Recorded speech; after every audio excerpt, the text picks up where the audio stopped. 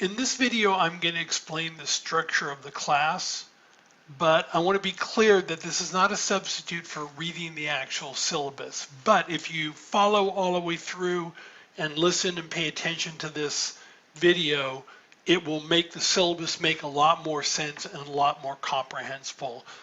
The syllabus is like a legal document almost, and it's hard to read. And so hopefully will make it easier, because as you skim through, you'll be able to say like, oh, I get this, I get this, I get this. The class is going to introduce you to the fundamentals of American and California government and politics. The goal of the class, from my perspective, is to provide you with the tools you need to think critically about the political institutions, actors, processes, and events that shape your lives. Yes, for me, this class is about your life and some of the forces that shape it. And my hope is that by the end of the class, you'll see that and you'll understand why it's important for you to participate. What I'm hoping to convince you are two things, basically. Politics is important, right? And that your participation in the political process improves the functioning of our political system. So especially if you think the system is broken, that's the argument I'm making. And that's my solution to that problem is for you to participate, especially if you fall in that age group between like 18, let's say 23, 24, 25. So we agree. The class will become available on Canvas on the first day of the semester, maybe one day before, but probably on the first day. Your first task will be to read the syllabus and take a quiz. You have to get 100% on the quiz, right? But if you're worried about that, keep in mind that you can take the syllabus quiz up to 10 times. It usually takes students 3, 4, maybe 5 times. You may be able to get it on the first try if you follow this video and then go through the syllabus carefully. Students who fail to complete the syllabus by the end of the first week will be dropped from the class, right? It's just really important that students know the structure of the class in order to do well in this class. And students who don't read the syllabus are going to struggle.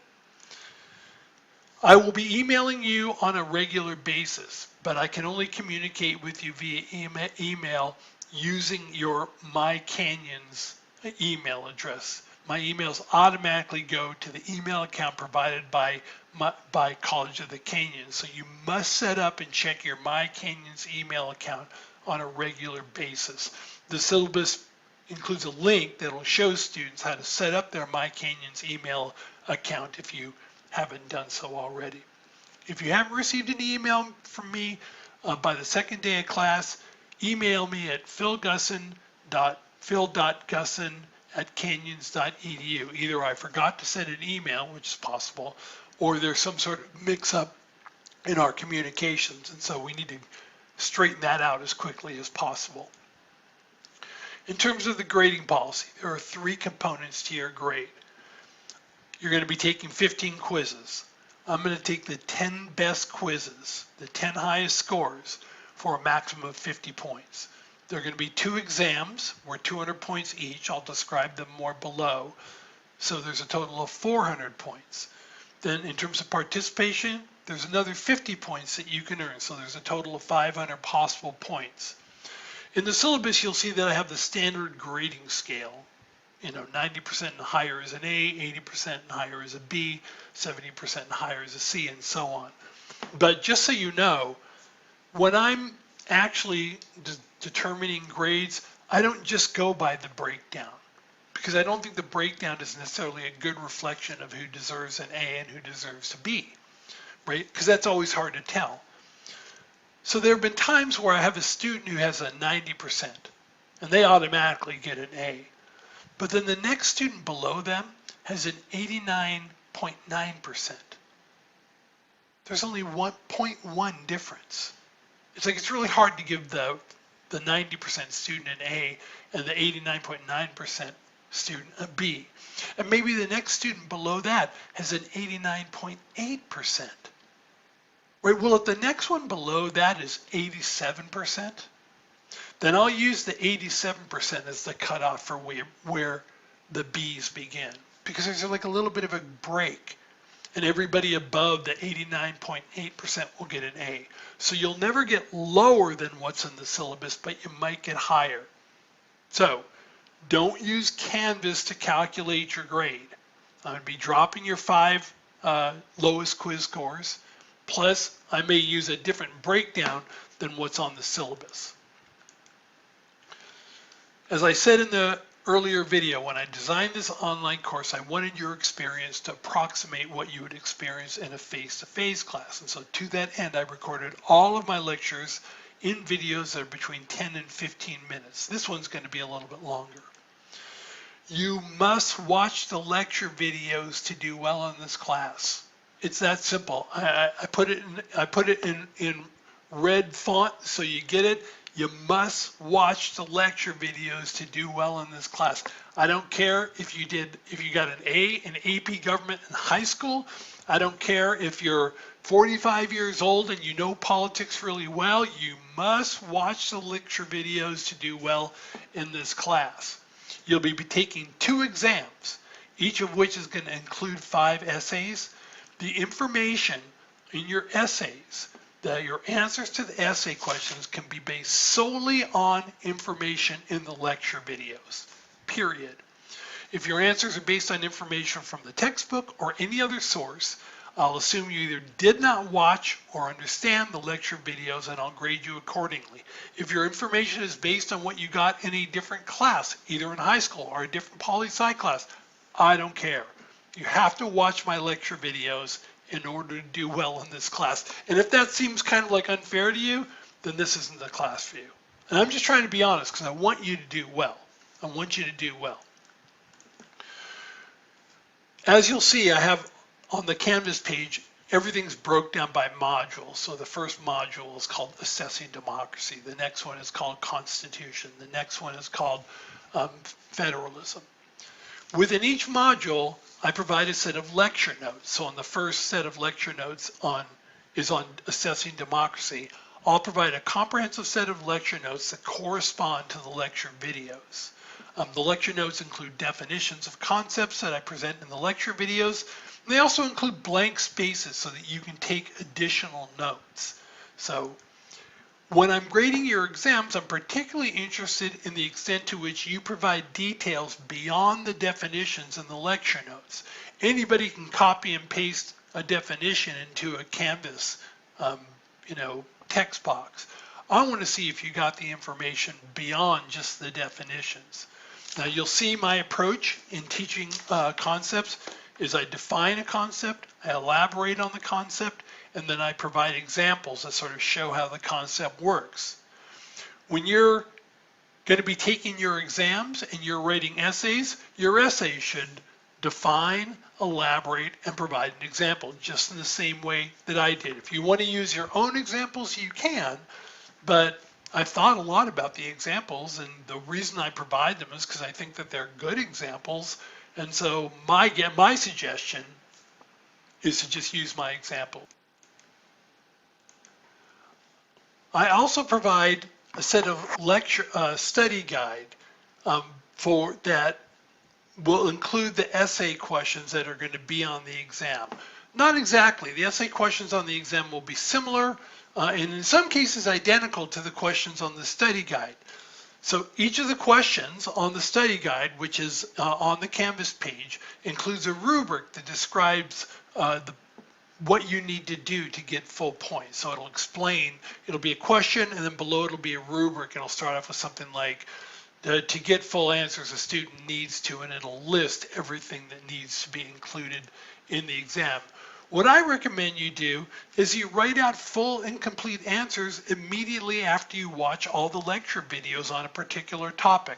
Like for example, in the module on the Constitution, I believe there are like 11 or 12 videos, right? But on the study guide, you'll see it'll say Constitution and then a series of questions.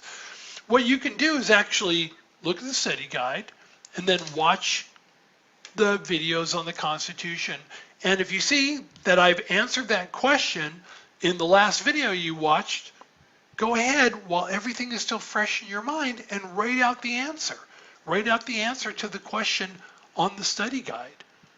That way you won't have to worry about it past that point. You write out an answer, make sure that you use the lecture notes, make sure you look at the rubric to ensure that you've addressed all the main points in the question, and then later on, you don't have to worry about that. You've already got a full and complete answer.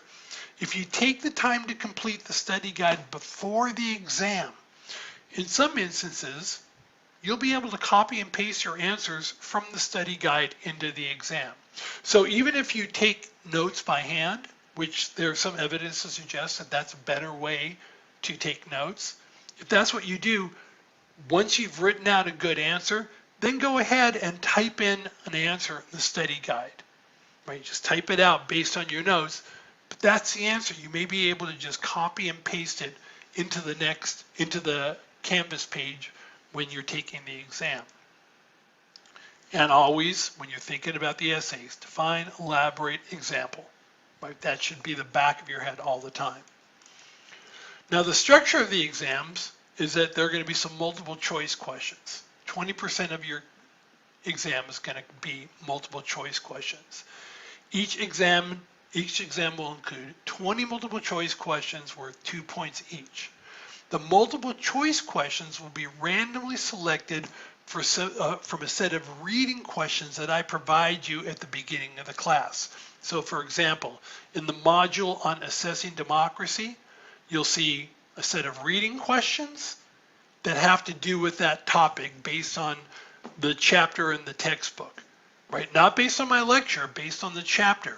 Your answers to the multiple choice questions should be based entirely on the textbook, not my lectures. Because the truth is, there are times when I think the textbook's got it wrong, right? So I'm going to give you the world according to Phil. But the multiple choice questions are going to be asking you about the world according to the authors of the textbook. The essay questions make up 80% of your exam. Now think about that. Multiple choice questions, 20%. Essay questions, 80%. Where are you going to focus your time and your energy? On the essay questions. They're the large part of your grade as far as the exams go. Right? Each exam will include 5 essay questions. There'll be 2 50-point essays and 3 20-point essays. There's no word count requirement. The key is to just answer the question completely, right? I've given you the question. I've given you a rubric. Make sure that you've hit on each point in the rubric, and that you've defined, elaborated, and provided examples. And that's usually included in the rubric itself. Don't write in bullet points. Don't write in outline form. You're expected to write in essay form, full and complete sentences. But you don't have to do like an introductory paragraph and a concluding paragraph. Just answer the question. Introductory paragraphs are usually a waste of time. They're hard to write, and they're even harder to read, with all due respect. So let's just leave that out. Just answer the question. Your answer should begin with a succinct definition of the concepts in the question, followed by a more detailed explanation, the elaboration, and whenever appropriate, an example that demonstrates your understanding of the concept. You're going to hear this define, elaborate example over and over again from me.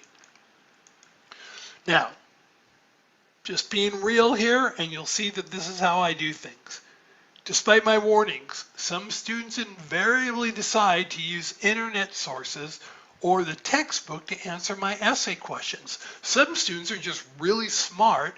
They did really well in AP Government, or they just know a lot about politics, and so they use what they know from what they've acquired in previous classes to answer the essay questions. It should already be clear to you. That isn't going to work.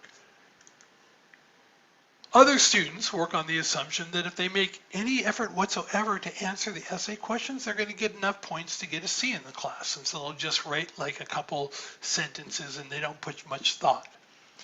Again, I'm going to be real with you. While that may be true in other classes at COC, it's not true in my class. I am looking for a higher quality of work. And as I explained in the last video, I know that you guys are capable of doing it. I'm not saying it's easy. Don't get me wrong. I'm not saying it's easy. But my experience with students at College of the Canyons is if you set the bar here, they clear the bar.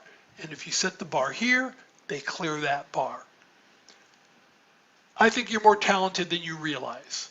I think you have more skills than you realize. And I don't even know you, right? Because we're taking an online class. I haven't talked to you. I'm probably not going to see you unless you come into office hours. And I still believe it 100%.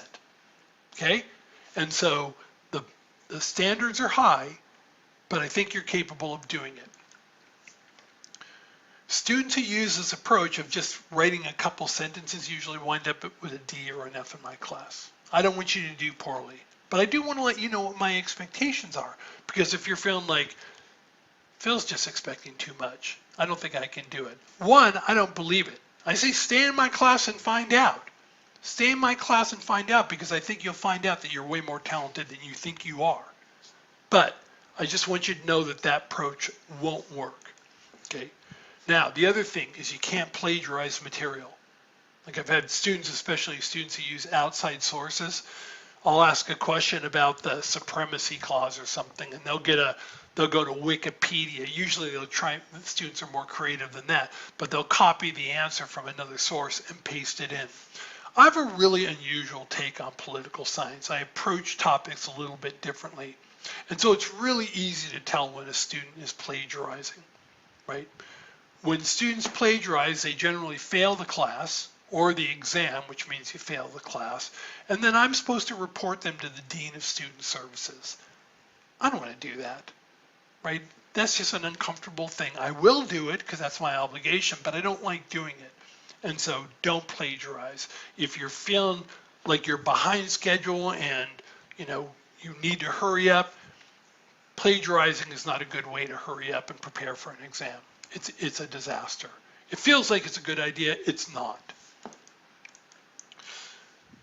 In each of the modules, you're going to see that I have reading questions and quizzes. Now, once again, for each chapter in the book that you're going to read, I'm going to provide 25 what I call reading questions. Those are the multiple choice questions on the exam.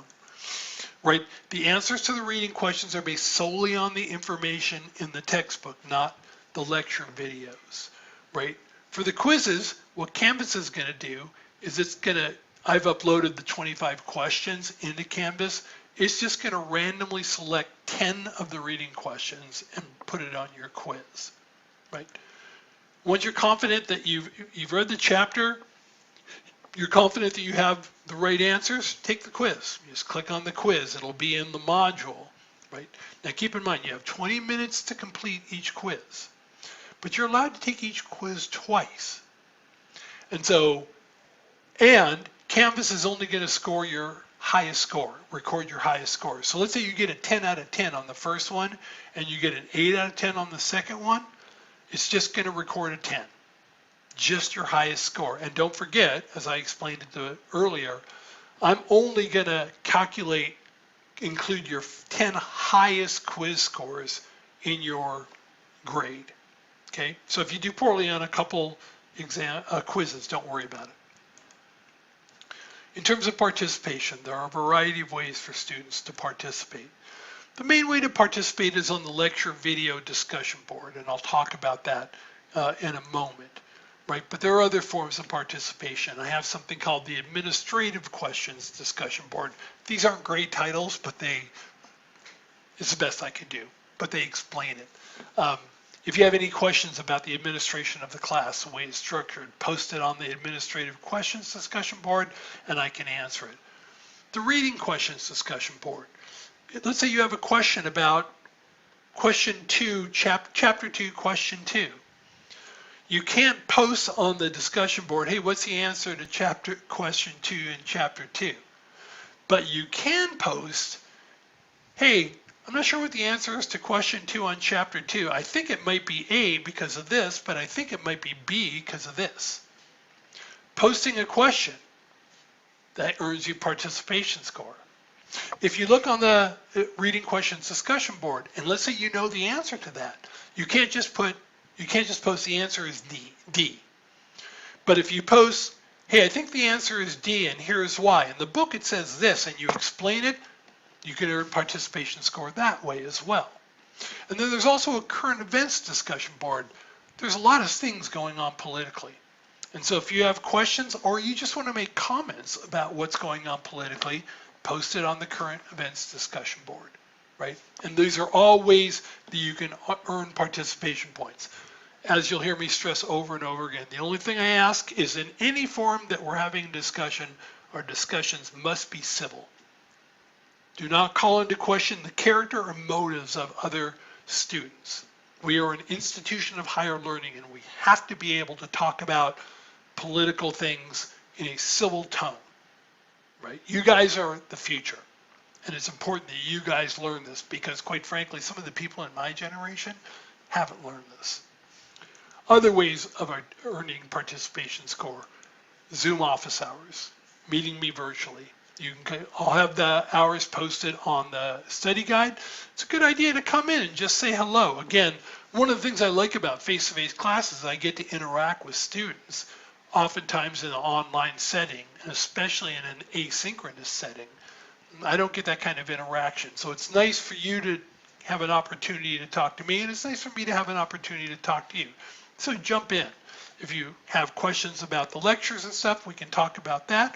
Or if you just want to meet me, we can do that as well. You can also earn participation points by emailing me. So there's a variety of ways.